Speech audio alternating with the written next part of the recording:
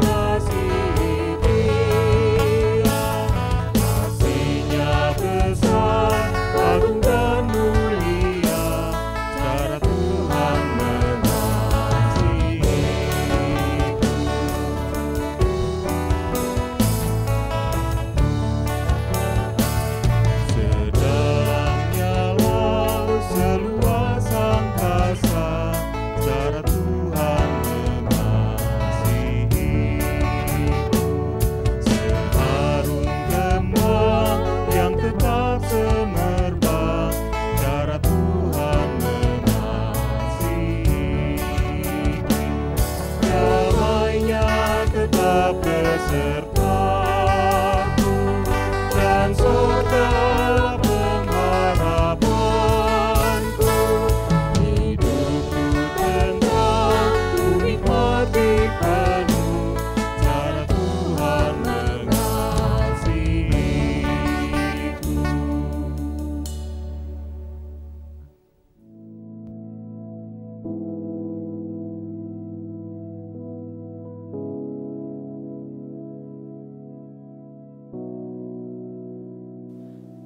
Selamat hari Minggu Bapak Ibu Saudara-saudari, kembali saat ini bersama-sama kita akan mendengarkan firman Tuhan.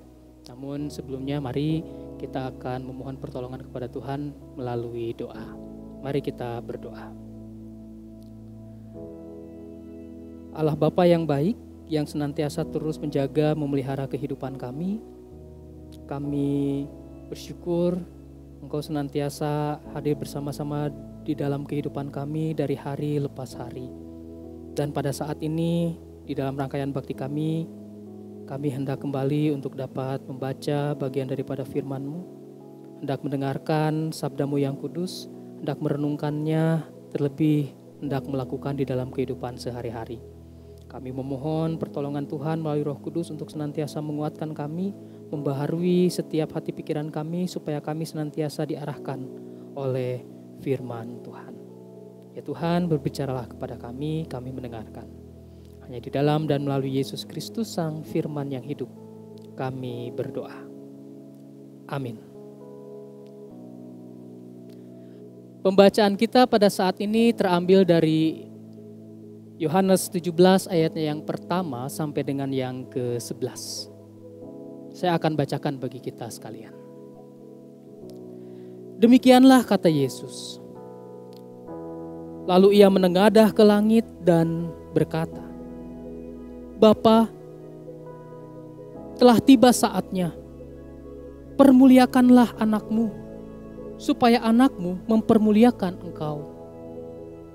Sama seperti engkau telah memberikan kepadanya kuasa atas segala yang hidup. Demikian pula ia akan memberikan hidup yang kekal kepada semua yang telah engkau berikan kepadanya. Inilah hidup yang kekal itu, yaitu bahwa mereka mengenal engkau satu-satunya Allah yang benar, dan mengenal Yesus Kristus yang telah engkau utus. Aku telah mempermuliakan engkau di bumi dengan jalan menyelesaikan pekerjaan yang engkau berikan kepadaku untuk melakukannya. Oleh sebab itu ya Bapa, permuliakanlah aku padamu sendiri dengan kemuliaan yang kumiliki di hadiratmu sebelum dunia ada. Aku telah menyatakan namamu kepada semua orang yang engkau berikan kepadaku dari dunia. Mereka itu milikmu, dan engkau telah memberikan mereka kepadaku, dan mereka telah menuruti firman-Mu. Sekarang mereka tahu bahwa semua yang engkau berikan kepadaku itu berasal daripadamu. Sebab segala firman yang engkau sampaikan kepadaku telah kusampaikan kepada mereka, dan mereka telah menerimanya. Mereka tahu benar-benar bahwa aku datang daripadamu, dan mereka percaya bahwa engkaulah yang telah mengutus aku. Aku berdoa untuk mereka. Bukan untuk dunia aku berdoa, tetapi untuk mereka yang telah engkau berikan kepadaku, sebab mereka adalah milikmu. Dan segala milikku adalah milikmu, dan milikmu adalah milikku. Dan aku telah dipermuliakan di dalam mereka. Dan aku tidak ada lagi di dalam dunia, tetapi mereka masih ada di dalam dunia. Dan aku datang kepadamu. Ya Bapa yang kudus, peliharalah mereka dalam namamu, yaitu namamu yang telah engkau berikan kepadaku, supaya mereka menjadi satu, sama seperti kita. Demikianlah pembacaan kita. Yang berbahagia ialah kita yang bukan hanya bersedia untuk membaca, tapi dapat mendengarkan, merenungkan, memelihara, dan memberlakukan di dalam kehidupan sehari-hari. Haleluya. Haleluya.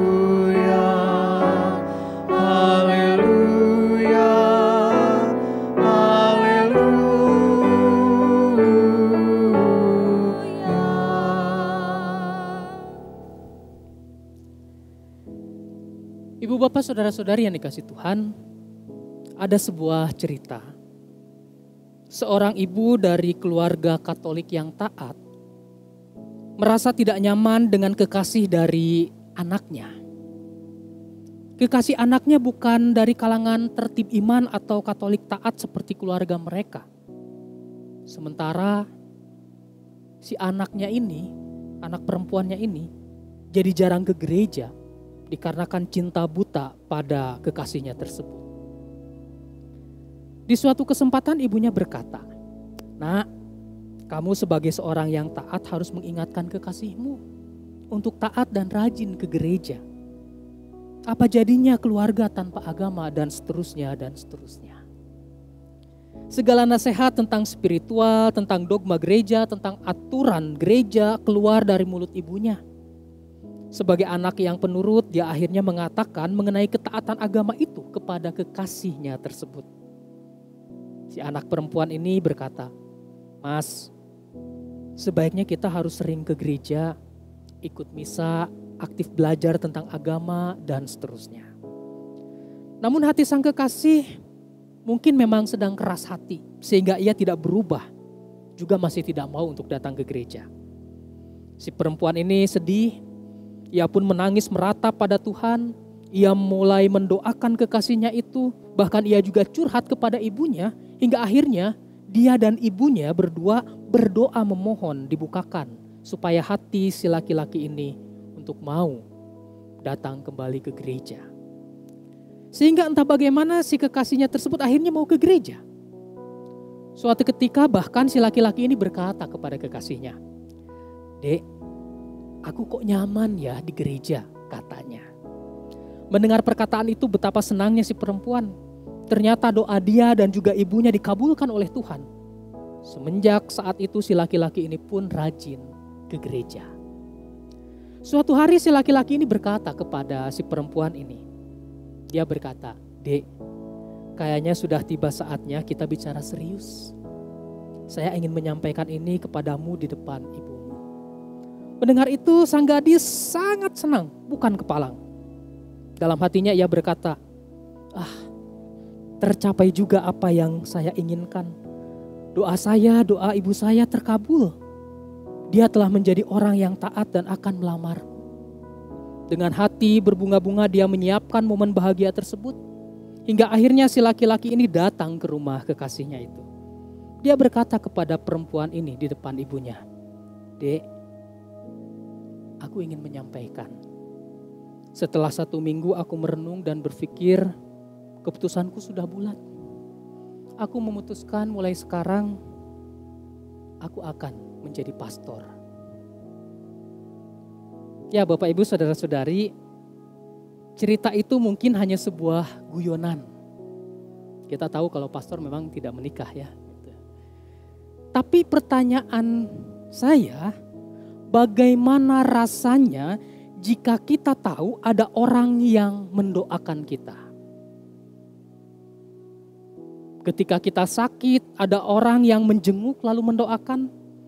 Atau mungkin di masa pandemik seperti ini, karena tidak dapat datang untuk mendoakan, tapi memberitahu bahkan menyemangati kita melalui media sosial, memberitahu bahwa kita terus didoakan di masa-masa sakit. Bagaimana rasanya? Saya kira kita akan tenang, kita akan merasa senang, bahkan kita akan bersyukur kepada Tuhan. Kita merasa diperhatikan oleh banyak orang. Ketika ada yang mendoakan kita, apalagi pada umumnya kalau saya dengar, kalau misalkan didoakan oleh pendeta itu katanya merasa lebih afdol. Kalau dalam KRT biasanya sebelum pandemik ini, kalau ada pendeta KRT di sektor, pas giliran doa syafaat pasti minta oleh pendeta, bukan? Karena merasa lebih afdol. Atau bahkan melalui kebaktian-kebaktian online seperti ini pun. Ada yang mengatakan mendengar berkat, beda kalau yang mengucapkan itu adalah pendeta daripada salah seorang dari anggota keluarga. pasti lebih beda katanya. Bahkan ada yang menganggap kalau misalkan yang mengucapkan berkat itu bukan pendeta, seakan-akan agak kurang pas, kurang gimana gitu katanya. Padahal misalkan dalam hal berdoa, setiap anggota jemaat bisa berdoa, tetapi tetap saja merasa ada yang lebih jika pendeta yang berdoa. Nah, dengan demikian secara tidak langsung kita meyakini bahwa doa memang menjadi sebuah sarana untuk dapat menenangkan hati, menenteramkan hati. Bahkan di situ kita dapat merasakan Tuhan mendengarkan segala apa yang menjadi pengharapan kita melalui doa. Nah, Bapak Ibu saudara-saudari yang dikasihi Tuhan, bila kita melihat bacaan kita pun saat ini juga berbicara tentang doa. Lembaga Alkitab Indonesia memberi judul Doa Yesus untuk murid-muridnya. Dan ini satu pasal penuh. Pasal 17. Bacaan kita memang hanya sampai ayat 11 saja. Namun jika kita mau lihat dengan teliti, sebetulnya isi dari ayat 1 sampai dengan ayat 5, Tuhan Yesus tidak sedang mendoakan murid-muridnya. Tuhan Yesus sedang berdoa kepada Bapa tentang dirinya sendiri. Ayat 1 sampai dengan 5. Kalau bahasa sekarang sebetulnya Tuhan Yesus sedang curhat mengenai dirinya kepada Bapa. Dikatakan, Bapa, telah tiba saatnya permuliakanlah anakmu, supaya anakmu mempermuliakan engkau. Sama seperti engkau telah memberikan kepadanya kuasa atas segala yang hidup dan seterusnya. Apa yang Tuhan Yesus lakukan ini adalah persiapan ketika ia hendak menghadapi penderitaannya. Karena itu ketika Tuhan Yesus mengatakan dalam ayat 1, permuliakanlah anakmu. Di situ Tuhan Yesus sedang berbicara tentang salib yang akan diterimanya. Bagi Tuhan Yesus, salib dan penderitaan itu adalah cara untuk mendapatkan kemuliaan. Bukan mahkota atau jabatan atau bahkan status sosial, tetapi justru salib. Merupakan sebuah fakta Bapak Ibu Saudara-saudari dalam sejarah bahwa orang-orang besar menerima kemuliaannya bukan pada jabatan atau nama besar, tapi justru di dalam kematian.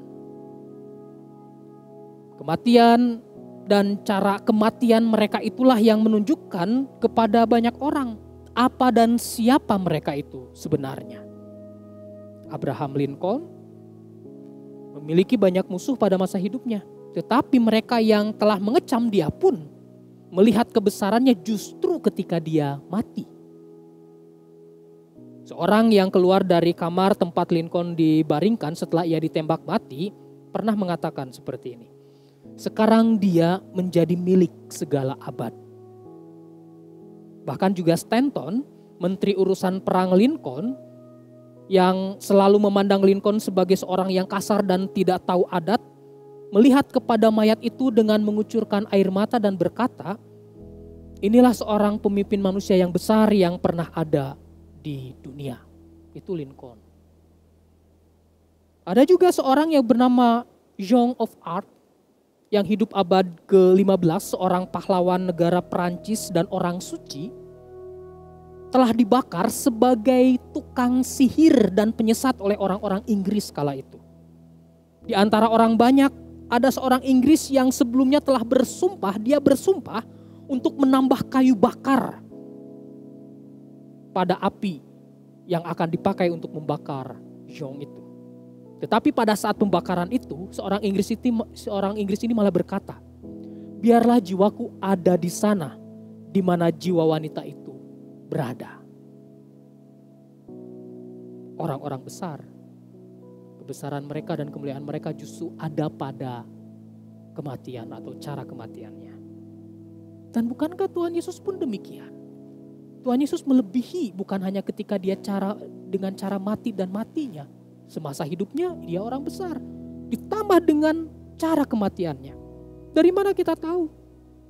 Kemuliaan Tuhan Yesus itu terletak ada di dalam salib ketika kepala pasukan berkata di dalam Matius 27 ayat 54. Sungguh dia ini adalah anak Allah.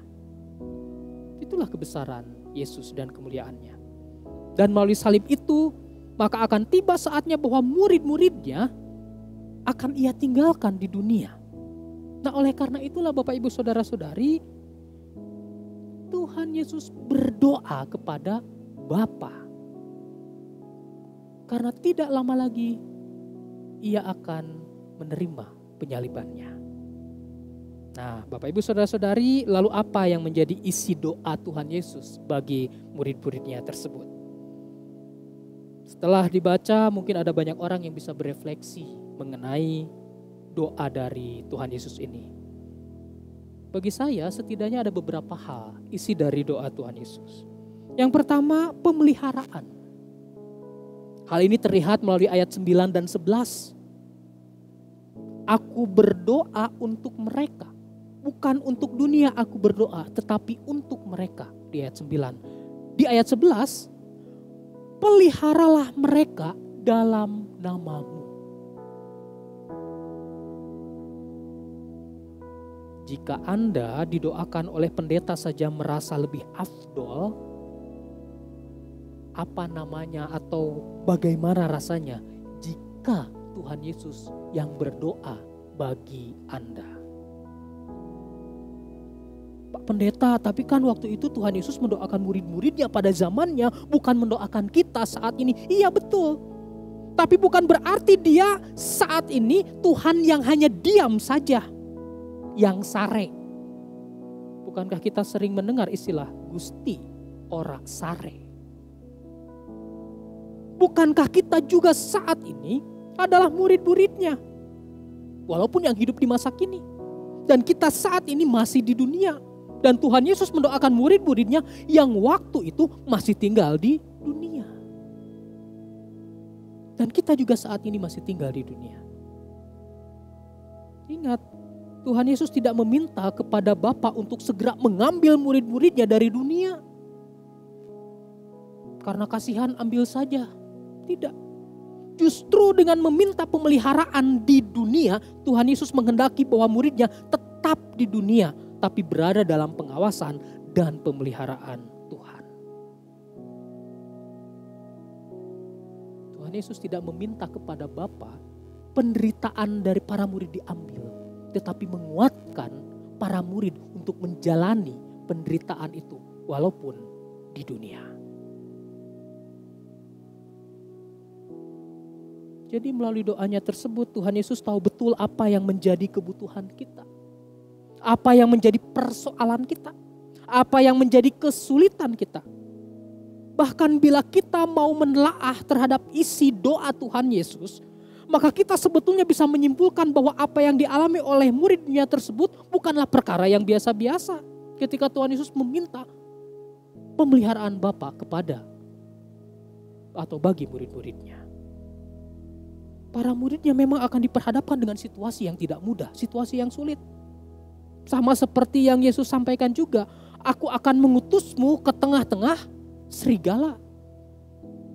Karena kamu akan dibenci, akan memikul salib, akan menyangkal diri dan seterusnya.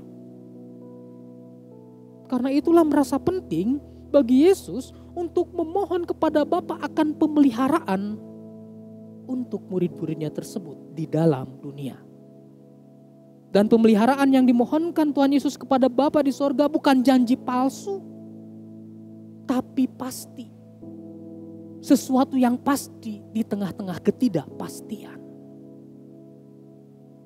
Hal ini menjadi sebuah jaminan Bapak Ibu Saudara-saudari bagi kita semua. Manusia bisa memberikan janji palsu, tetapi tidak bagi Tuhan. Kita semakin dikuatkan dan diteguhkan oleh doa Tuhan Yesus ini kepada Bapa bagi murid-muridnya, termasuk juga bagi kita. Pemeliharaannya nyata. Itu yang pertama.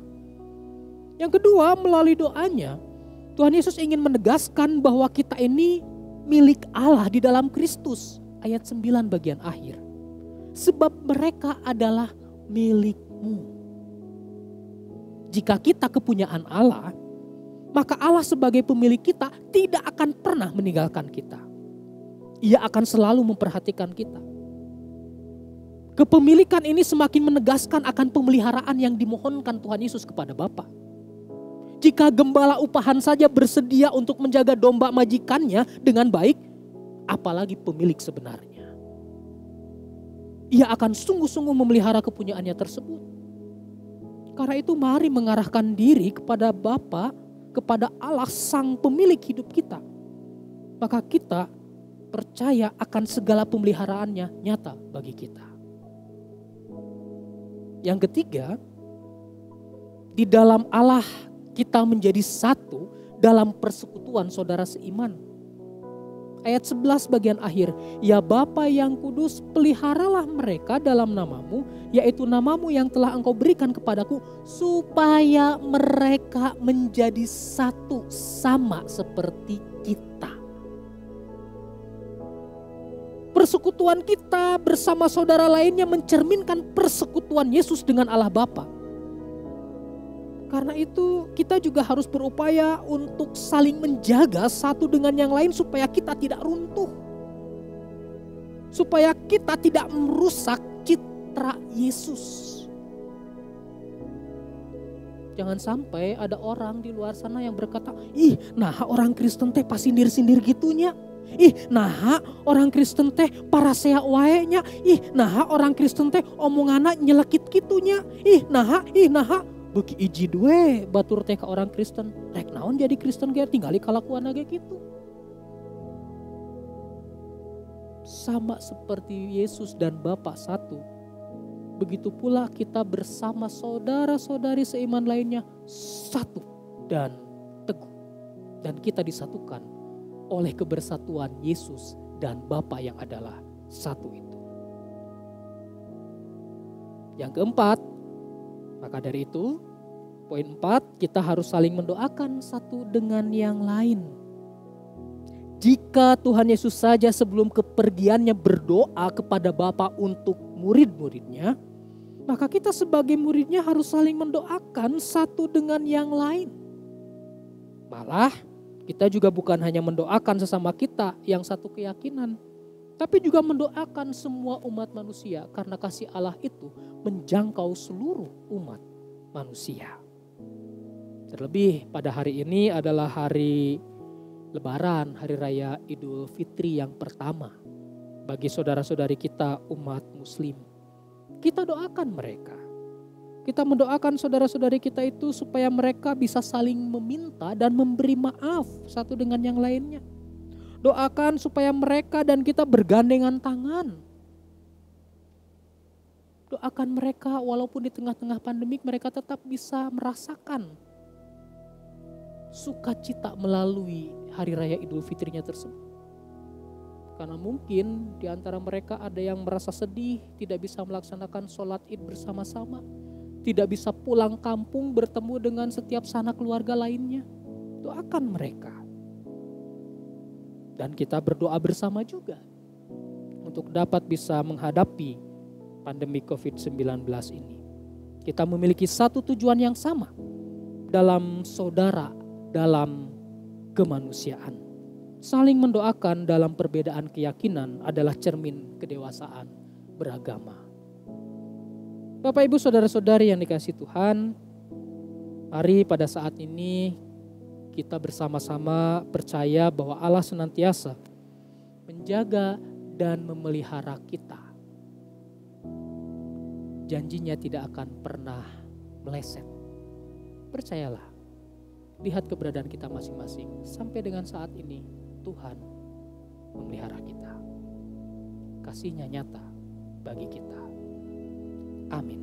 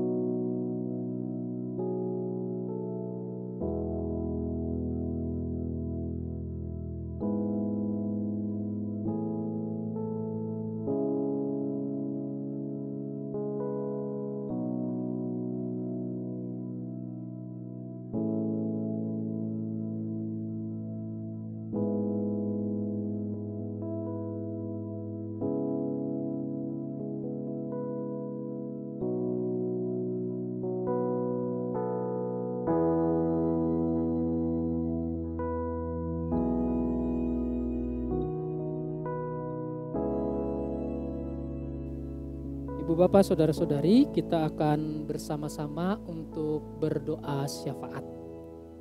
Mari kita bersatu hati dalam doa.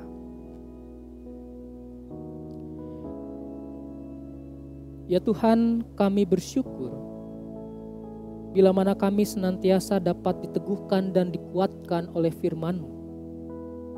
Kami percaya bahwa Engkau senantiasa memelihara kami di dalam segala penderitaan hidup ini. Bukankah ketika kami saat ini ada sebagaimana kami ada, semua tak lepas dari kasih-Mu kepada kami. Di sini kami semakin meneguhkan diri bahwa tangan Tuhan tidak kurang panjang untuk terulur bagi kami sekalian. Ya Tuhan, kami juga saat ini memohon akan segala kerinduan dan pengharapan kami kepadamu melalui syafaat.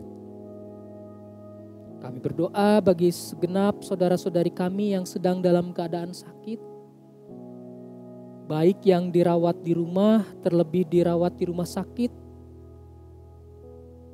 sakit apapun termasuk juga sakit yang diderita karena COVID-19 ini. Tolonglah mereka ya Tuhan. Berkenanlah Engkau bukan hanya datang untuk melawat tetapi merawat di dalam rasa sakit yang dideritanya. Berkenanlah Engkau menyembuhkan dari setiap sakit penyakit yang merongrongnya. Tangan-Mu yang berkuasa melalui segenap dokter, juru rawat, bahkan obat-obatan yang masuk ke dalam tubuhnya tersebut melalui nutrisi makanan minuman akan senantiasa dapat memberikan kekuatan dan pemulihan bagi saudara-saudari kami ini. Sehingga mereka dapat melihat betapa kasih Tuhan nyata melalui kesembuhan yang Tuhan berikan. Juga kami ingin berdoa bagi setiap saudara-saudari kami yang tengah bersukacita berulang tahun, mereka bisa dapat merayakan pertambahan usia mereka.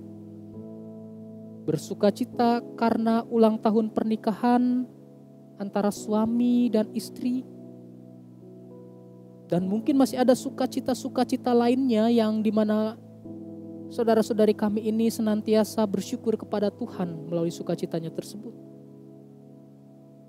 Mari Tuhan yang akan senantiasa memberkati satu persatu, pribadi per pribadi dari saudara-saudari kami tersebut. Melalui pertambahan usia, kami percaya bahwa ada Tuhan yang senantiasa menuntun jalan hidup mereka. Sehingga perjalanan kehidupan mereka akan senantiasa berada di dalam kuasa kasih Tuhan. Kami juga ingin berdoa bagi setiap penata layanan yang dilakukan oleh gereja Tuhan. Gereja Kristen Pasundan dan khususnya juga gereja Kristen Pasundan Jemaat Bandung. Di tengah-tengah pandemik yang terjadi pada saat ini, kami masih bisa dapat beribadah bersama dengan keluarga. Oleh karena itu kami bersyukur bagi mereka yang senantiasa terlibat di dalam menangani dan mengupayakan supaya peribadahan dalam keluarga ini dapat terjadi. Berkati semua unsur, baik majelis jemaat atau penatua, komisi-komisi pelayanan khususnya komisi MIK yang secara langsung untuk dapat menjalankan tugas dan tanggung jawabnya sehingga kami semua bisa dapat beribadah bersama-sama. Beri kesehatan, kekuatan atas mereka karena mereka tengah mengupayakan yang terbaik di dalam penata layanan kebaktian-kebaktian daring ini. Juga ya Tuhan, kami ingin berdoa bagi kehidupan bersosial di mana hari ini Hari Raya Idul Fitri, tempat di mana saudara-saudari kami bisa merayakan Hari Raya Idul Fitri, mereka bermaaf-maafan satu dengan yang lain. Tetapi hal itu tidak dapat terjadi seperti biasanya atau tahun-tahun sebelumnya. Tidak ada kontak fisik yang terjadi. Tidak bisa beribadah bersama dalam satu ruangan atau masjid melalui sholat Id. Tetapi kami percaya bahwa mereka satu dengan yang lainnya memberi diri saling mengampuni. Dan mereka bisa merasakan satu dengan yang lainnya saling mengasihi tersebut melalui sebuah pengampunan. Tuhan berkenan untuk senantiasa memberkati saudara-saudari kami ini di tengah-tengah pandemik yang terjadi. Sehingga kami pun menghendaki supaya Tuhan mengulurkan tangan Tuhan di mana pandemik ini bisa segera diselesaikan. Walaupun mungkin ketika kami akan kembali dalam aktivitas seperti sebelum pandemik, ada sesuatu yang nampaknya akan berbeda. Sesuatu yang baru yang masih akan membatasi kami satu dengan yang lain di dalam kehidupan bersosial. Tetapi itulah yang terjadi. Kami percaya bahwa sampai dengan saat ini Tuhan masih terus bekerja, setidaknya menguatkan kami sekalian. Juga bagi pemerintahan bangsa ini, Tuhan tolong supaya setiap keputusan-keputusan yang diambil bisa dapat memberikan dampak yang baik bagi kehidupan rakyat Indonesia. Terima kasih ya Tuhan. Inilah doa dan permohonan kami. Berkenanlah Tuhan untuk juga mendengarkan doa yang tidak terucap. Dan kami persatukan seluruh doa kami ini ke dalam nama Tuhan Yesus Kristus yang telah mempersatukan kami melalui doa yang diajarkannya kepada kami. Bapa kami yang di sorga, dikuduskanlah namamu. Datanglah kerajaanmu, jadilah kehendak-mu di bumi seperti di sorga. Berikanlah kami pada hari ini makanan kami yang secukupnya, dan ampunilah kami akan segala kesalahan kami, seperti kami juga mengampuni orang yang bersalah kepada kami. Dan janganlah membawa kami ke dalam pencobaan, tetapi lepaskanlah kami dari yang jahat. Karena Engkau-lah yang punya kerajaan, dan kuasa, dan kemuliaan sampai selama-lamanya. Amin.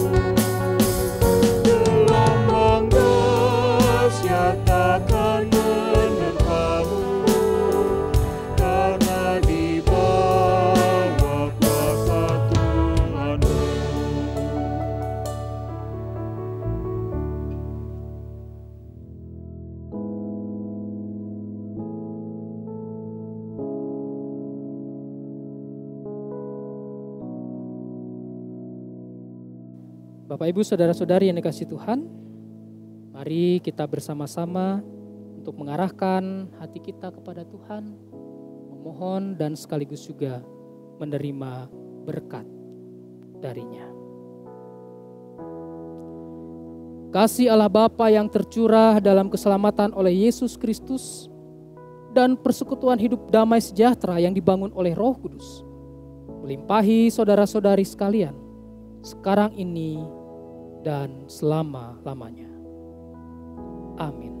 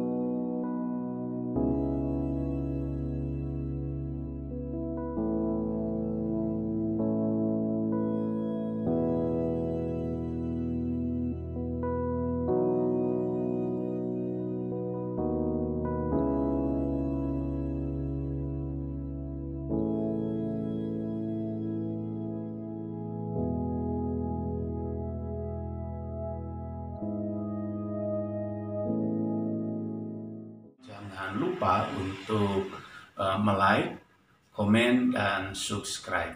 Terima kasih.